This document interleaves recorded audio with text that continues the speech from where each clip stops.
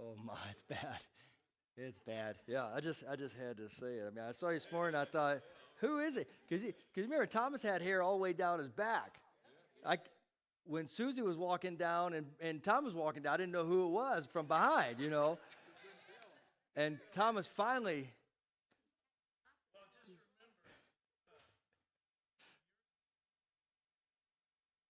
Okay, yeah. That's true. That's true. Okay, yeah, thanks. The question is, Sandy, what do you think? Okay, let's don't.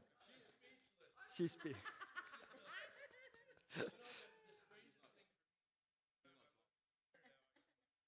Yeah, yeah, yeah. Amazing how that works, isn't it? Yeah, yeah. It makes the shower a whole lot quicker. Yeah, yeah, yep, yeah. Well, good. All right.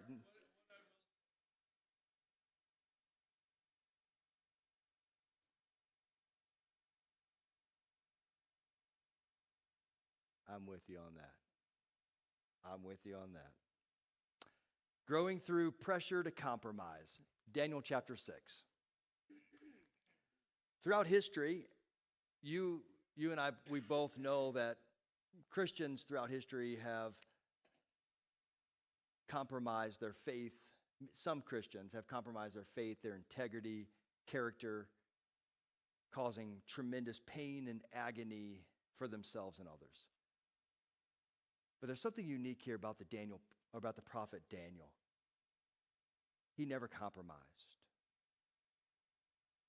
He refused to compromise. He would not allow his faith in God, nor his integrity, nor his character to be made vulnerable, even when facing death. And that's the hardest part right there, especially the way these guys wanted to kill people. So where we are here in Daniel chapter 6 is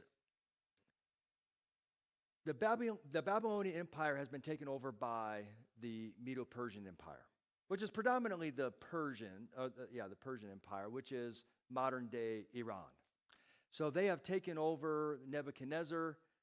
Nebuchadnezzar had died by now. They've taken over the Babylonian Empire. They are the superpower. And Cyrus is the head honcho. And he is at this point in Daniel chapter 6, he is the world power. So knowing that, having that understanding will help us better to really get the idea and the flavor here of how serious the situation is and how what the king of the world writes down, he can't go against. He has to follow through with what he's doing. So this is the most powerfulest man in the world, and Daniel is in a very serious situation next to this most powerful man in the world. Will he compromise, or is he willing to face death? Let me ask you this. In what situations are people pressured to compromise their Christian values and practices today? What do you know? How are we pressured to compromise? Sexual orientation. Yeah, that's good. Yeah, just about everything. Yeah, really almost in any way. Yes. Oh, mere peer pressure. Yes.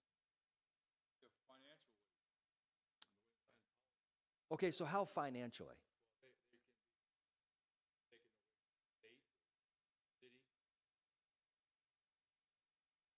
Okay, so like a politician. Okay, so a politician who claims to be a Christian can compromise Christian values because of money. Yeah, that's a good one. Yeah, that's good. Yeah, absolutely, that's good. Yes. Okay, you have to be tolerant. And does tolerance have a limit? Did Jesus ever tolerate the Pharisees and Sadducees? I mean, to a degree, he would tolerate. But then there came a point when there was a direct violation of God and God's word that he didn't tolerate that anymore.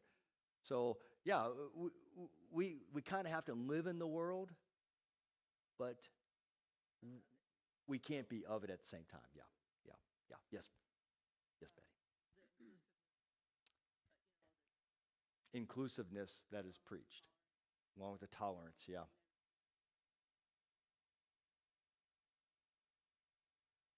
yep,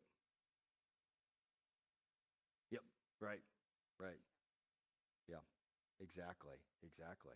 So that's a tough area because you want to keep your job, right?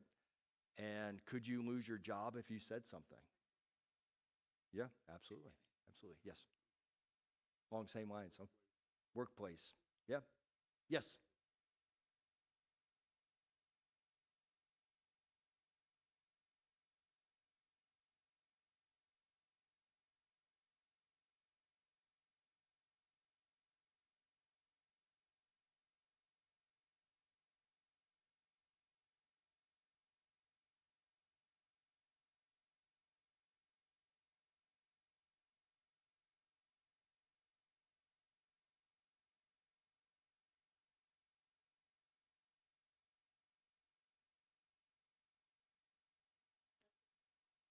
So compromise can cause tremendous pain and agony for the person who compromises and for those that are around that person, right? Yes.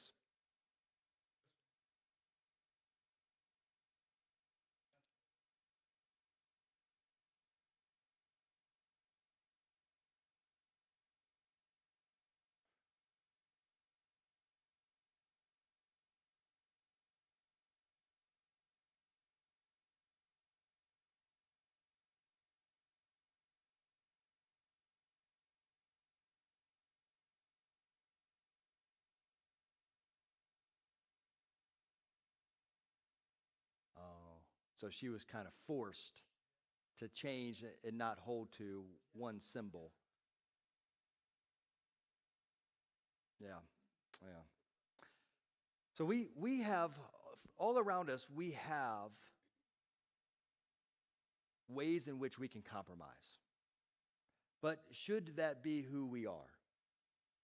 And sometimes we just have to keep quiet about something, right? That's not compromising necessarily. Not necessarily. It's I have to live in the world. You can't go up to every person that is contrary to God and say, "Hey, we have to have a discussion," right? I mean, because the world is going to be the world. And you can't get you so back when people smoked, I don't know if people smoke anymore, do they? Not much, right? Not much. But you would say you never focus on that when you were telling them of the gospel. You always focus on Jesus and what Jesus can do in saving a life, right? You never focus, you never say, you better quit smoking because God, you just don't do that. So but that's not compromising the faith. What that is honing into the most important part of the person, right? In any area, even an alcoholic. You want to focus in on Christ because Jesus has the power to radically transform that person. And like Thomas said, take them out of bondage, right? So that so it's not compromise, but that's not compromise, but compromise is something where we specifically know what not to be, what not to do, but purposefully violate that for our own selfish gain. That's compromise. Yes.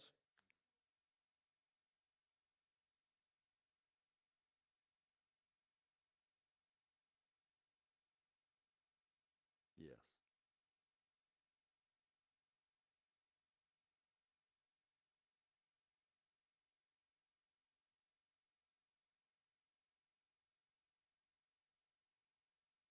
She just added two.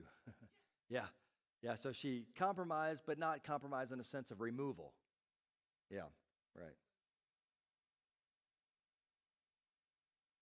Yeah. I like that. Right. She relieved some pressure. Well, let's look at Daniel chapter 6. Let me read verses 1 through 5, and let's look at a few questions here. Chapter 6, verse 1. It seemed good to Darius to appoint 120 satraps over the kingdom, that they would be in charge of the whole kingdom, and over them 3 commissioners, of whom Daniel was one, that these satraps might be accountable to them, and that the king might not suffer loss. Then this Daniel began distinguishing himself among the commissioners and satraps because he possessed an extraordinary spirit, and the king planned to appoint him over the entire kingdom. Then the commissioners and satraps began trying to find a ground of accusation against Daniel in regard to government affairs, but they could find no ground of accusation or evidence of corruption, inasmuch as he was faithful, and no negligence or corruption was to be found in him. Then these men said, "We will not find any ground of accusation against this Daniel unless we find it against him with regard to the law of his God." Pretty interesting that Daniel was even known this way, right? Why do you suppose the king's changes in administration, why did that cause trouble for Daniel when he started changing things up? How did it, what stands out here? What caused trouble for Daniel immediately by the king's change?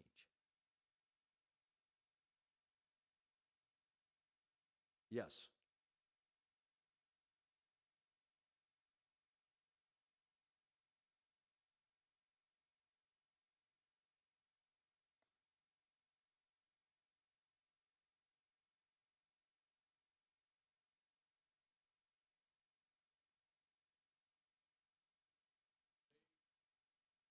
Yeah. Yeah. Yes. Yes.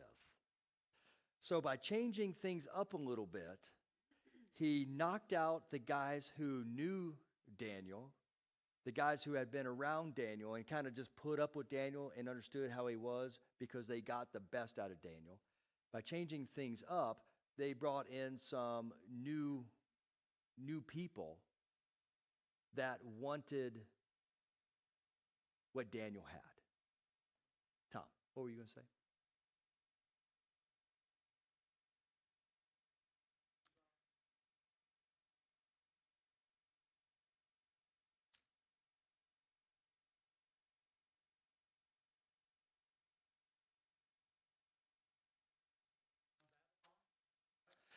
Yeah, so he was brought from Babylon, and then he was under Nebuchadnezzar, and a little bit after Nebuchadnezzar's grandson and such.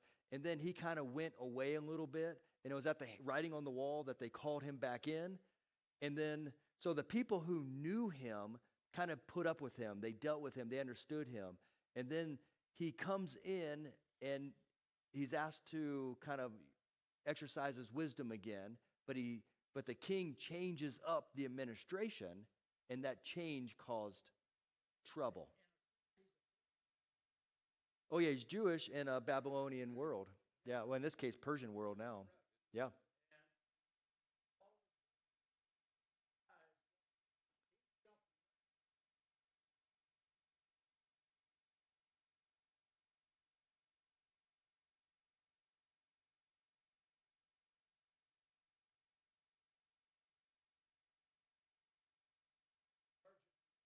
They don't like that, especially a Jew, because those are the slaves, right?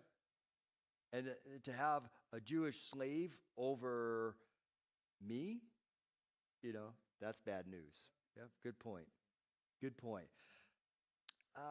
Daniel's integrity, his hard work, and his moral example did not exempt him from attack. Did you know this? Huh? It does. It does. Living Christ invites problems. Yeah.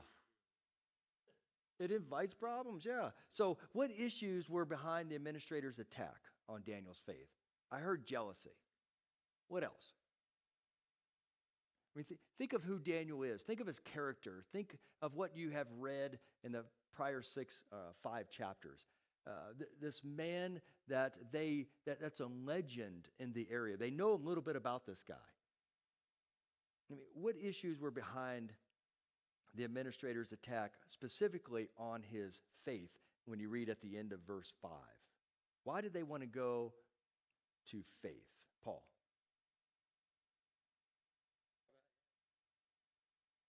They could bring no accusation. I don't know if part there could have been accusations against themselves got out and I bet. focus somebody else. Yeah, that's good. That's good. Yeah, Daniel was a great administrator. I mean, he ran probably he was over thousands of people prior to all of this, right? Back in the Babylonian time. And these guys knew that Daniel was a guy that was solid.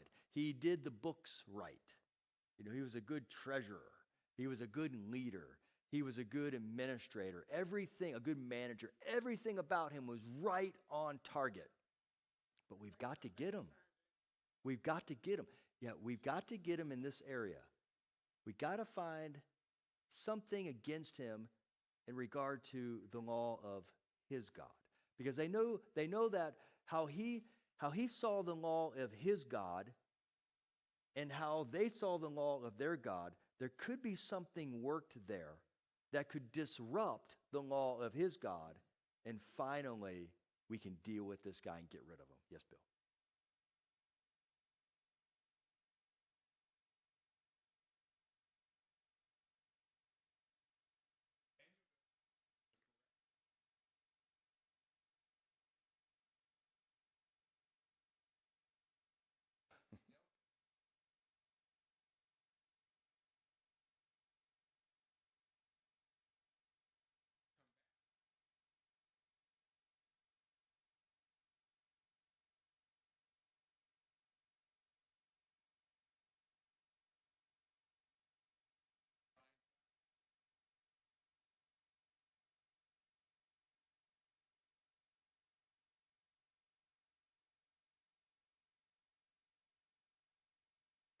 Yeah, good.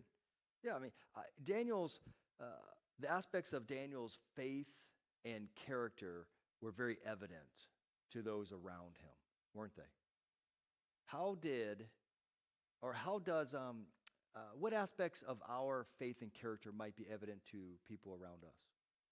Like what do we demonstrate around people that is evidence of who we are? Yes.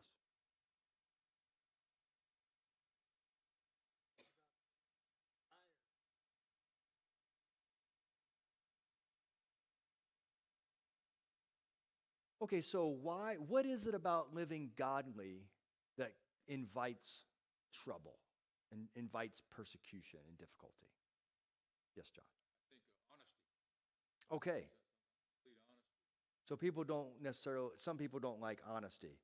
They want you to lie for them. Right. They want to sneak something, steal something, and they don't want you to rat them out. Right. Okay, so being honest is a Christ character. Okay.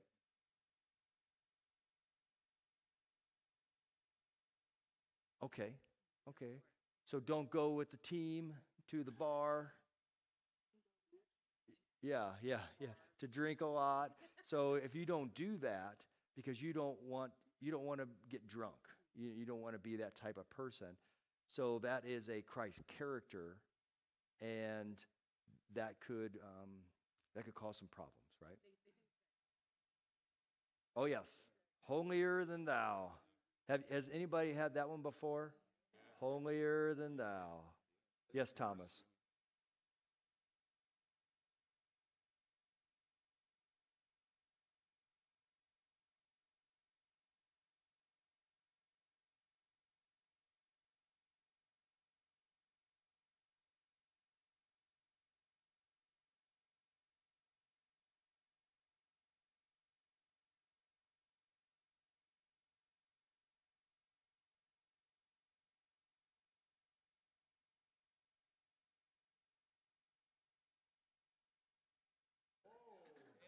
Yeah, you're going to start up something around here, Thomas. I don't think I can hold them back.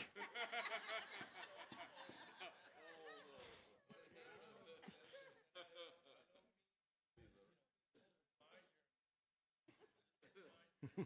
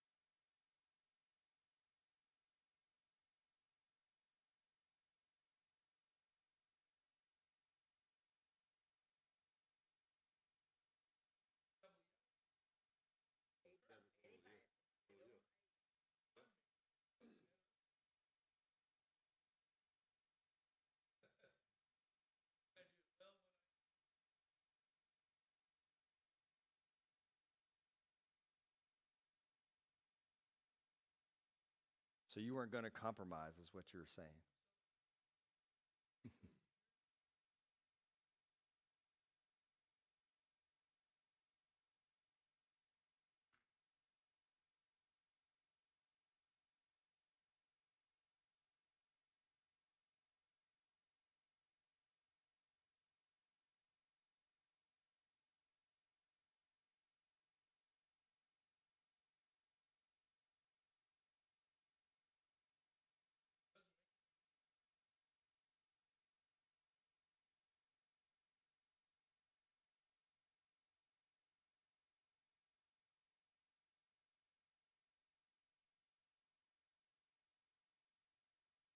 Yeah. Consequence. Yeah.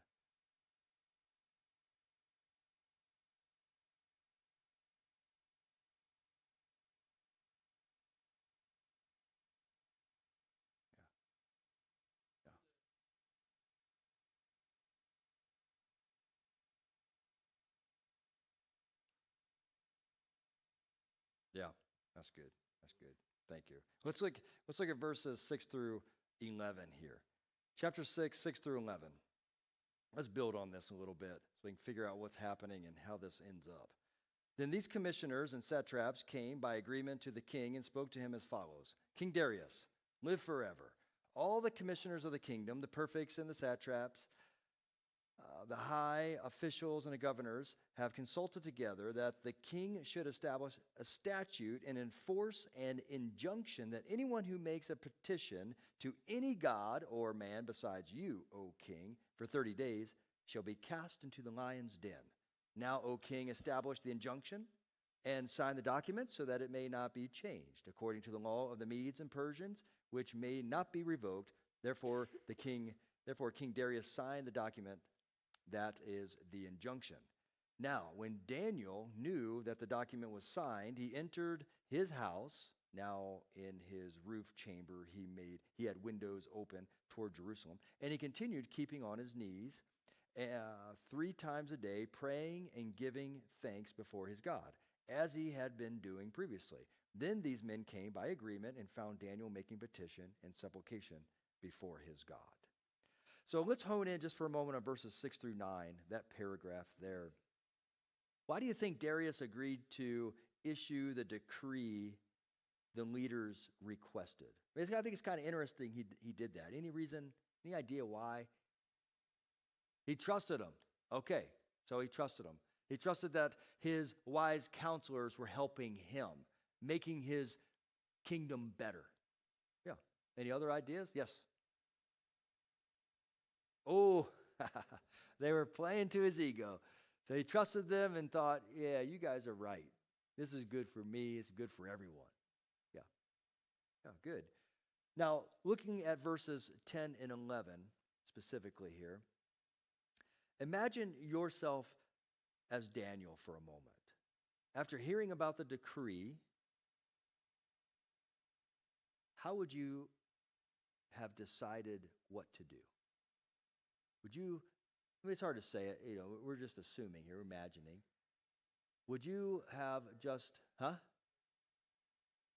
okay, yeah, right. That would be the compromise, right? Because typically you're used to going there to your house, open the window, people can see you walking by. It's a community, but it's a huge village, right? There's houses everywhere. And yeah, you would maybe just go walk through the desert and pray silently. You wouldn't do what you normally would do, right? I mean, and that would cross your mind maybe. Because look, these guys were brutal. They didn't just kill you. You suffered for a while.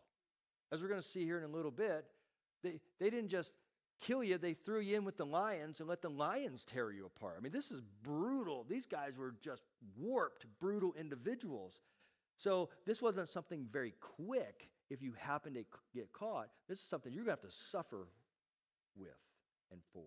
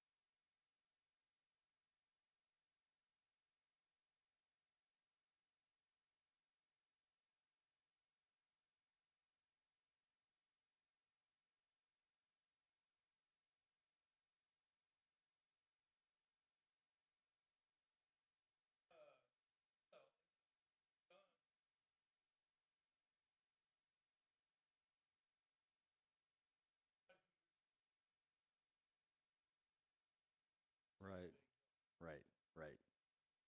Yep.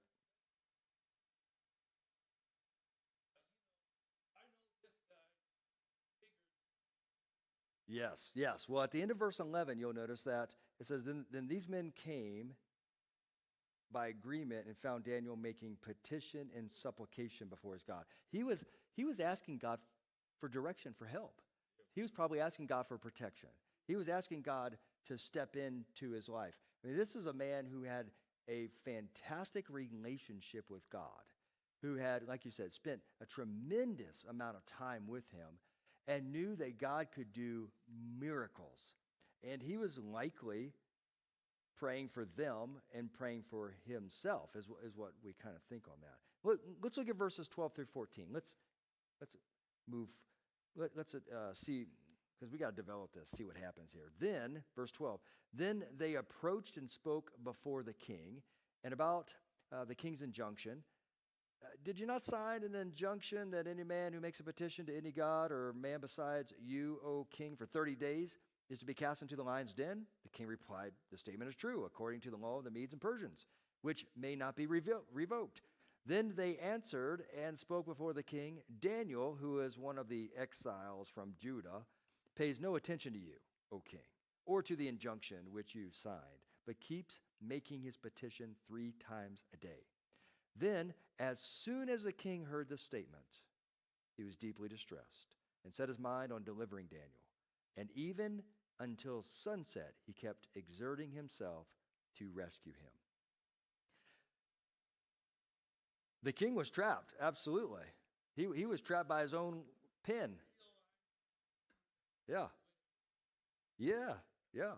So the leaders were sure they had the perfect trap when they asked the king about his decree and then announced that Daniel had broken it. What might Darius have been feeling at this point as he tried to find a way out of the trap he created? What do you think he was feeling? Do you think there was a sense of dread at this moment? Apparently,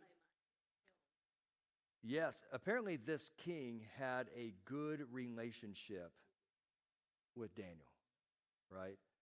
He must have trusted Daniel, appreciated Daniel. No doubt he had heard about Daniel's function, his administration, his leadership, and such prior.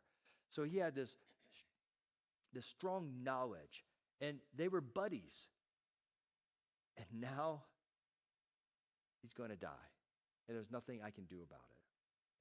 Well, what about Daniel? What do you think it was like for Daniel this day when they came and told him?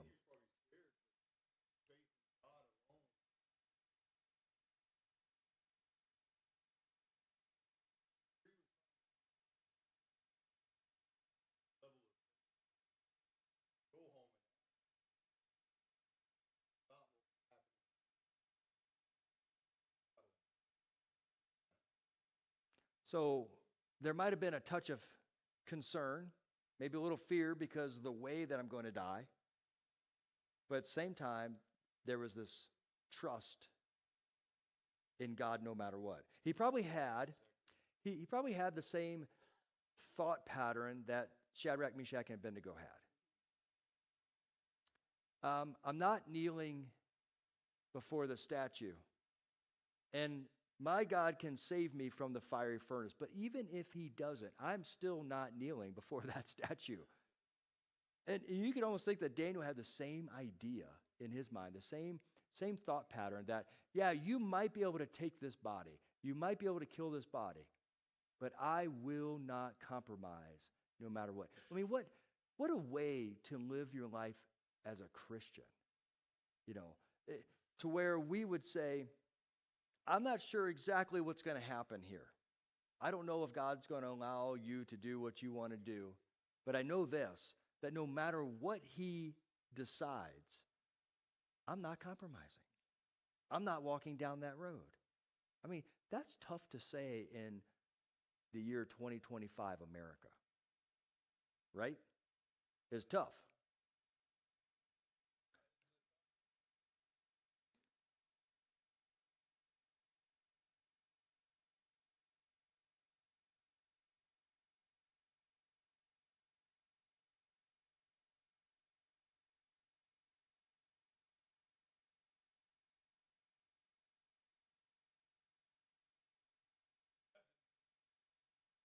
Oh, yes. Oh, yes. Oh, yes.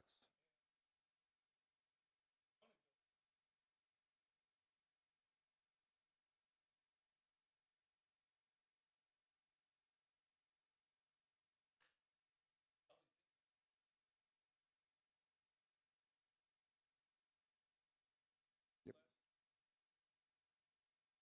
Yeah.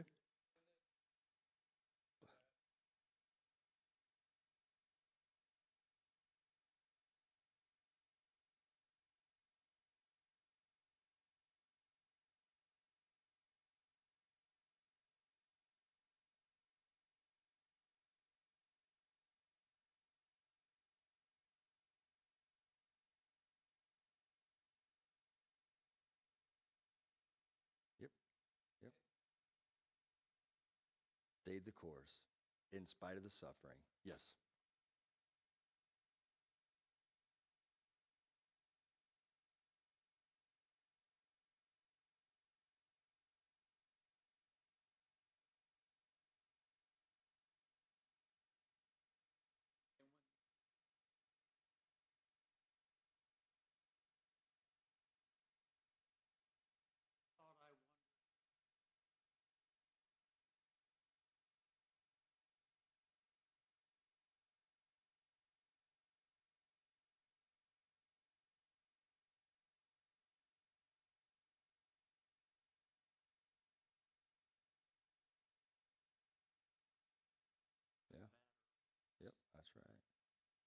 That's right. There's a whole lot going on here. This isn't just some passive thing. There's a lot of action going on in Daniel's mind, how to handle a situation, yeah, how to make God known among the people. Well, let's look at verse 15. Let me read verse 15 through 20. Excuse me. Then these men came by agreement to the king and said to the king, "Recognize, O king, that it is a law of the Medes and Persians that no injunction or statute which the king establishes may be changed." Then the king gave orders, and Daniel was brought in and cast into the lion's den. The king spoke and said to Daniel, "Your God, whom you constantly serve, will himself deliver you." A stone was brought and laid over the mouth of the den, and the king sealed it with his own signet ring and with the signet rings of his nobles, so that nothing would be changed in regard to Daniel. Then the king went off to his palace and spent the night fasting, and no entertainment was brought before him, and his sleep fled from him. Then the king arose at dawn at the break of day and went in haste to the lion's den. When he had come near the den to Daniel, he cried out with a troubled voice. The king spoke and said to Daniel, "Daniel, servant of the living God, has your God, whom you constantly serve, been able to deliver you from the lions?" Okay, so as the decree is carried out, what did Darius recognize about Daniel and Daniel's God? He was powerful. This king knew there was something unique about the one whom Daniel served, and probably heard the story or the accounts way prior to that. Because people talk about those things, especially back in these days. Anything supernatural like that, they all talked about it, right? It's a big deal. Today, we kind of just say, "Oh, that was an anomaly, a scientific anomaly or something like that." Back then, they didn't see anything like that. They saw if there was something supernatural, it must be some God doing it. So they talked about this. They knew about this. And Daniel, I can imagine Daniel and the king hanging out together at times, and Daniel being bold and telling the king about God, the God of the Jews, and what he is doing and why he is doing it. And they had this relationship. So Darius, he's like, "Hey, from what I've heard, Daniel, your God can deliver you." And then the next morning, "Did he deliver you?" "I'm hoping you're still there, Daniel."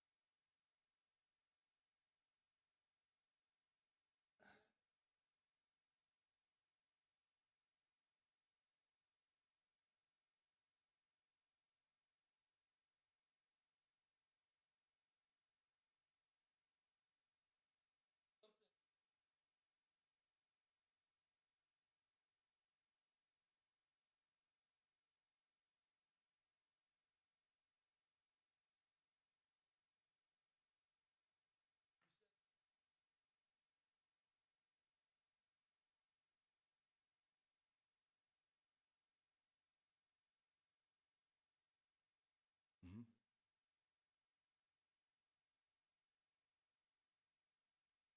Yeah, yeah. Yeah, that was I mean, that was a common, that's how you addressed, they did it with David also. "O king, live forever." Okay, yeah, yeah. Larry.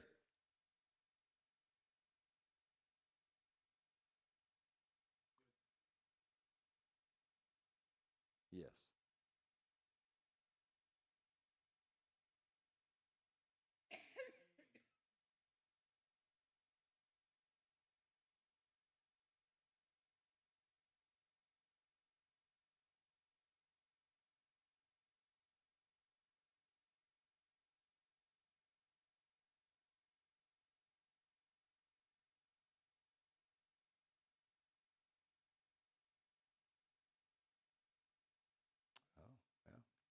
Good point. Good point, Larry.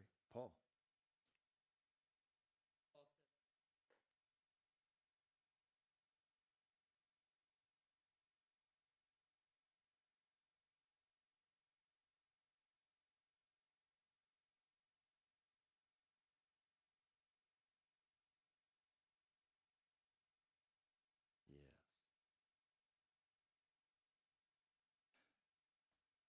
So something along those lines that I wanted to mention was that our serving God affects those around us. Good and bad, but it affects them. These are pagans. These are pagans who are seeing a man who will not compromise and is willing to face death for it. And Darius, this king, he's very intrigued and he's very curious about this. And who knows? I really believe, and I believe that we will see Nebuchadnezzar one day. I think Daniel's impact on Nebuchadnezzar's life radically changed his life. And I think the conversion part was when Nebuchadnezzar ended up feeding like cattle.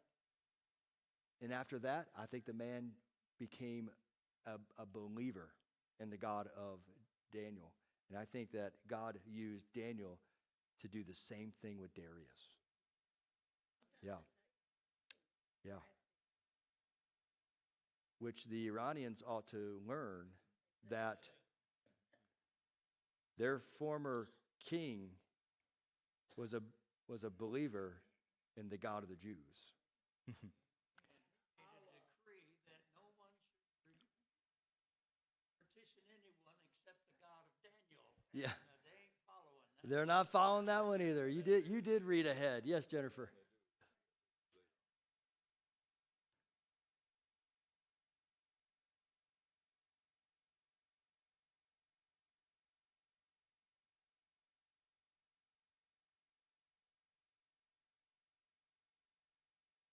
Yeah.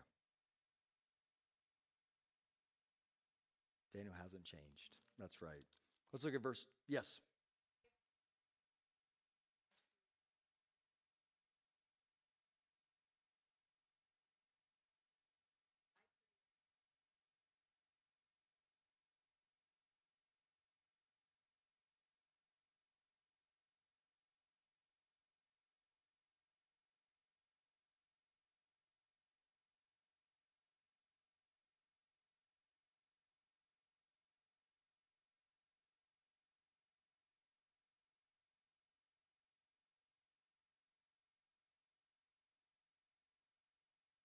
Yeah. It was definitely a trap, wasn't it?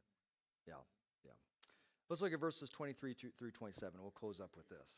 Verse 23. Then the king was very pleased and gave orders, because Daniel was saved, gave orders for Daniel to be taken up out of the den. So Daniel was taken up out of the den, and no injury whatever was found on him, because he had trusted in his God.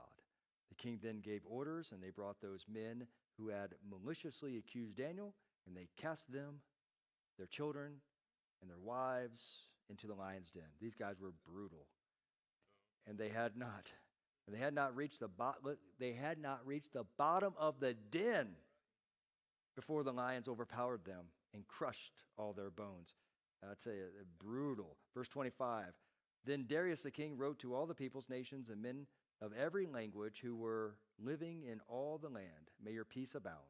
I make a decree that in all the dominion of my kingdom, men are to fear and tremble before the God of Daniel, for he is the living God and enduring forever. And his kingdom is one which will not be destroyed, and his dominion will be forever. He delivers and rescues and performs signs and wonders in heaven and on earth, who has also delivered Daniel from the power of the lions.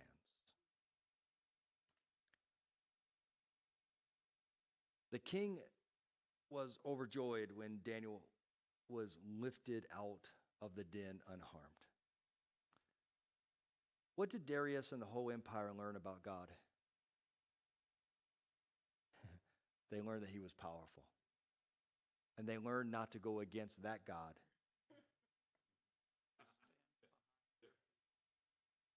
Yeah. Yes. This was so, think about, I just want to close with this. This was so impactful. Daniel did not compromise. His willingness to not compromise was so impactful that it changed the empire. Imagine Christians in this empire who refused to compromise, not out of anger. Notice, Daniel was never angry. He never said anything harmful. He said, "O king, live forever." He was the most respectful, humble individual. He didn't yell, scream. He didn't break the law.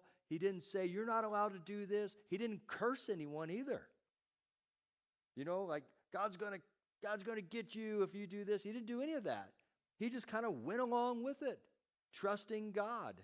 And it changed the empire. Oh, that's how powerful it is when we refuse to compromise. Yes, Jim. That God is being glorified in his people. And who stands out here the most? It's not Daniel. God really did glorify himself, didn't he? Yes, Bill.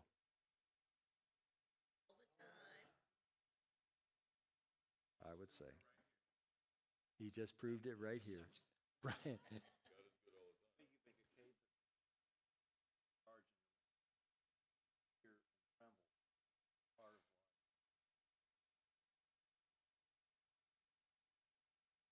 Yeah, they're definitely afraid. Yeah. Jennifer. Oh.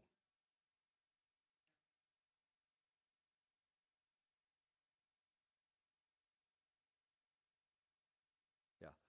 Cyrus was the head honcho, and Darius was the king in the area. Yeah. So Cyrus.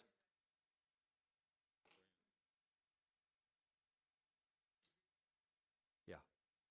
Yeah. Yeah. Cyrus was he was like really the emperor, yeah. And then King Darius was like a governor, king.